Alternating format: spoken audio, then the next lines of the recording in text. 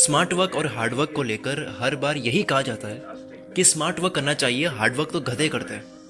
Modern world चल रही है स्मार्ट वर्क से, ऐसा कहा जाता है। फिर मैंने यही मिथ तोड़ने के लिए एक लॉजिकल पॉइंट्स के साथ में वीडियो बनाई थी, हद पार मेहनत, जिसमें मैंने बताया था कि जब तक आप हार्ड वर्क नहीं करोगे आपको शॉर्टकट्स या स्मार्ट तरीके पता नहीं लगेंगे। ये जो स्मार्ट सोचने का ब्रेन का जो पैटर्न होता है, दिमाग का जो पैटर्न बनता है स्मार्ट सोचने का, वो मेहनत करने के बाद में बनता है, लेकिन पहले मेहनत करनी होती है। जब भी कहीं ये लिखा होता है कि हार्ड वर्क नहीं स्मार्ट वर्क करना चाहिए, तो आलसियों को बड़ा मजा आ जाता है कि मैं स्मार्ट वर्क वाली कैटेगरी में आता हूँ क्योंकि मैं हार्ड वर्क नहीं कर रहा हूँ। बल्कि स्मार्ट वर्क का एक्चुअल मतलब होता है कि हार्ड वर्क कहाँ करना है, हद पार मेहनत कहाँ करनी चाहिए, ये पता होना ही स्मार्ट वर्क है।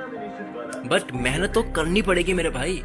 जैसे आपने कहीं लिखा हुआ पढ़ा, आपने इंस्टाग्राम की पोस्ट देखी कि बिल गेट्स ने ये कहा कि मैं अपनी कंपनी का सबसे मुश्किल काम आलसियों को देता हूँ, एक आलसी इंसान को देता हूँ, क्योंकि वो फिर उस काम को शॉर्टकट तरीके से, स्मार्ट तरीके से करेगा, या फिर वो इजी वे ढूंढ लेगा उस काम को करने का। इसका मतलब ये नहीं है, उसको पढ़ने के बाद ये नहीं है कि आपको भी आलसी बन जाना है। एक तो ये चीज कुछ ज्यादा ही हो रही है।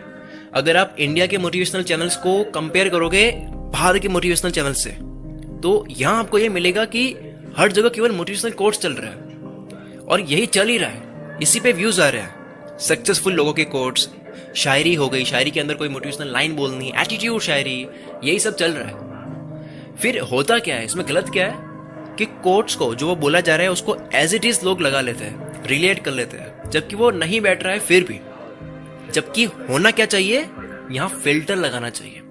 फिल्टर जरूरी है कि अगर स्टीव जॉब्स ने कहा कि क्वालिटी नॉट क्वांटिटी, यानी कि क्वालिटी पर काम करना चाहिए, बहुत ज़्यादा चीज़ों पर काम नहीं करना चाहिए, ये स्टीव जॉब्स ने कहा अगर, तो आपको यहाँ ये पढ़ने के बाद में, ये सुनने के बाद में ये सोचना है कि क्या ये मेरे बिजनेस के लिए, मेरी पढ़ाई के लिए सही है या नहीं। क्या ये एज इट इज़ मैं इसको बैठा सकता हूँ या नहीं, ये अभी मेरी जो सिचुएशन है उस पर ये बैठ रहा है या नहीं।